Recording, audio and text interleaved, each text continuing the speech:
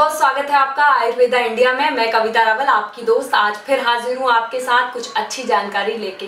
दोस्तों आज हम बात करेंगे कि मांस, जो कि नॉन वेजिटेरियन होते हैं उनको मांस बहुत पसंद होता है, तो मांस और बादाम से भी 100 गुना ज्यादा ताकतवर है। ये क्या ताकतवर है हम आपको बताएंगे, लेकिन उससे पहले आप चैनल को सब्सक्राइब कर लीजिए, लाइक कीजिए, शेयर कीजिए और बेल आइकन को क्लिक करना बिल्कुल भी ना भूलिए ताकि हमारे नए वीडियोस के नोटिफिकेशन आप तक पहुंचते रहे। तो हम बात करने जा रहे हैं उस चीज की जो कि मांस और बादाम से भी 100 गुना ज्यादा ताकतवर है। आज हम बात कर रहे हैं अंकुरित अनाज की। जी हाँ दोस्तों, अंकुरित अनाज जो है बहुत सारे लोग लेते भी हैं, जो लोग डाइट पे होते हैं, जिम जाते हैं, बहुत सारे लोग इसकी नॉलेज रखते हैं और लेते भी हैं इसे बहुत अच्छे से, क्योंकि उन्हें पता है कि ये शरीर के लिए बहुत ज्यादा इफेक्टिव होता है। तो आज हम कुछ एक्स्ट्रा इस पे जानकारी आपको दे रहे हैं, कुछ बात बता रहे हैं। तो आइए जानते हैं। जो अंकुरित अनाज होते हैं दोस्तों हमारे शरीर के लिए बहुत ही अच्छे होते हैं। तो सबसे ज्यादा इसमें क्या चलता है, आप मूंग यानी कि जिसको स्प्राउट्स भी कहते हैं, मूंग है, और उसमें आप चना, मूंगफली और गेहूं, तो ये सब चीजें होती है अंकुरित अनाज के रूप में।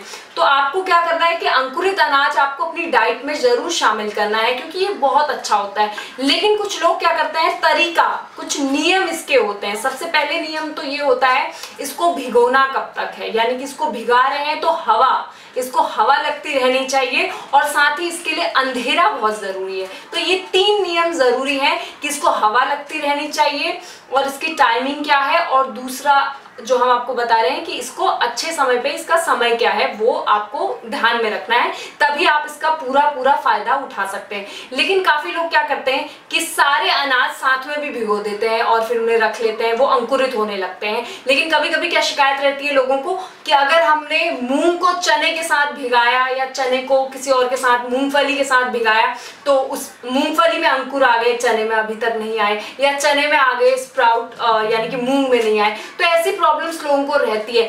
तो इसका सही तरीका ही यही है कि आप इसको अलग अलग भिगोएं, क्योंकि इन सबकी टाइमिंग लगभग अलग अलग होती है। जिनकी एक जैसी होती है उन्हें एक साथ भिगो सकते हैं, जो आपको लगता है साथ में अंकुरित हो जाते हैं जल्दी, उनको साथ में। बाकी को आपको कैसे भिगोना है कि पहले तो आप पानी में भिगोइए और उसके बाद इसको साफ सुथरे कपड़े में आपको बांध के रखना है, अंधेरी जगह पे, हवा भी लगती रहे और अंधेरा भी प्रॉपर हो, तब जाके एक अनाज जो है अंकुरित होता है और आप उसे कच्चा ही सेवन करते हैं। ये आपके लिए बहुत फायदेमंद होता है। वहीं इनकी टाइमिंग हम अगर बताएं तो जो मूंगफली होती है उसको अंकुरित होने में 12 घंटे का समय लगता है, और अगर हम बात करें चने की तो उसको 24 घंटे का टाइम लगता है, और अगर बात की जाए गेहूं की तो उसको 36 घंटे का टाइम लगता है। और वहीं मूंग की बात करें तो मूंग भी 12 घंटे के अंदर अंदर या उससे पहले भी अंकुरित हो जाता है। तो मूंग तो जल्दी अंकुरित हो जाता है और जो चना होता है वो थोड़े देर में होता है। तो ऐसे में क्या होता है, अगर वो चने के साथ आप उसे ज्यादा देर तक रखते हैं तो मूंग का जो अंकुरित होता है तो वो ज्यादा उसका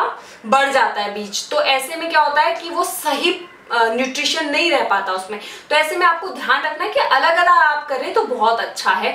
तो ऐसे करने से क्या होता है, आपको पूरी इसकी न्यूट्रिशन वैल्यू मिलती है, अच्छे से ही आपको इसका फायदा मिलता है। तो अब जानते हैं कि ये कैसे कारगर है। तो दोस्तों क्या होता है, काफी लोगों को हार्ट ब्लॉकेज की शिकायत होती है। ऐसे में आप उन्हें नेचुरल डाइट पे डाल दीजिए, यानी कि उन्हें अंकुरित खाना दीजिए, यानी कि अंकुरित अनाज उन्हें खाने चाहिए। ये बहुत ही स्वादिष्ट होता है, आप किसी भी तरीके से खा सकते हैं। आप इसमें प्याज, अदरक मिला के भी अच्छे से आप इसका सैलेड बना के भी उपयोग में ला सकते हैं। स्प्राउट्स के तौर पे तो लोग लेते ही हैं कच्चे अनाज, तो ये आपको जरूर लेना है, क्योंकि इसकी सबसे मेन बात क्या होती है कि इसमें कुछ भी वेस्टेज नहीं होता।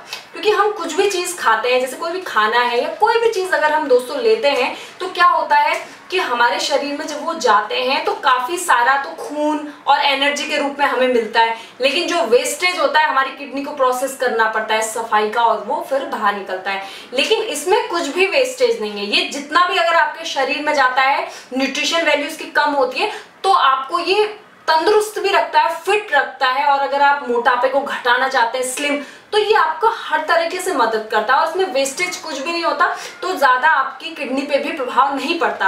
अगर अब हम किडनी की बात करें तो किडनी का दोस्तों क्या होता है कि कभी कभी किडनी 60 से 70% भी कभी कभी डैमेज हो जाती है और पता भी नहीं चलता, क्योंकि हमारे पास 2 किडनी होती है। तो ऐसे में क्या है कि एक किडनी थोड़ा कम भी काम करे तो हमें पता नहीं चलता, और जब हम चेकअप कराते हैं तो तब तक बहुत सारा डैमेज हो चुका होता है और 20 से 30% ही बचा होता है किडनी जो कि काम कर रही है। तो ऐसे में हम ऐसे खाना या ऐसे पदार्थ लेते रहते हैं, कंज्यूम करते रहते हैं, तो उससे किडनी पे प्रभाव पड़ता है, क्योंकि किडनी सफाई का काम करती है। तो प्रभाव पड़ता है तो उसके और डैमेज होने के और भी खराब होने के चांसेस बढ़ जाते हैं। तो लेकिन अगर आप अंकुरित अनाज का इस्तेमाल में लाते हैं तो किडनी को ज्यादा इसके लिए नहीं करना पड़ता, क्योंकि इसमें वेस्टेज कुछ नहीं होता। जो भी होता है आपको एनर्जी के तौर पे, ब्लड के तौर पे अच्छे से आपके शरीर में ये घुल मिल जाता है, और आपकी हार्मोन्स यानी कि ग्रंथियों के लिए भी ये बहुत ही अच्छा माना जाता है। तो आप कोशिश कीजिए कि अपनी डाइट में हर रोज अंकुरित अनाजों को शामिल करना है। ये बहुत अच्छा रहेगा दोस्तों, आपकी सेहत भी अच्छी रहेगी, आप तंदुरुस्त रहेंगे।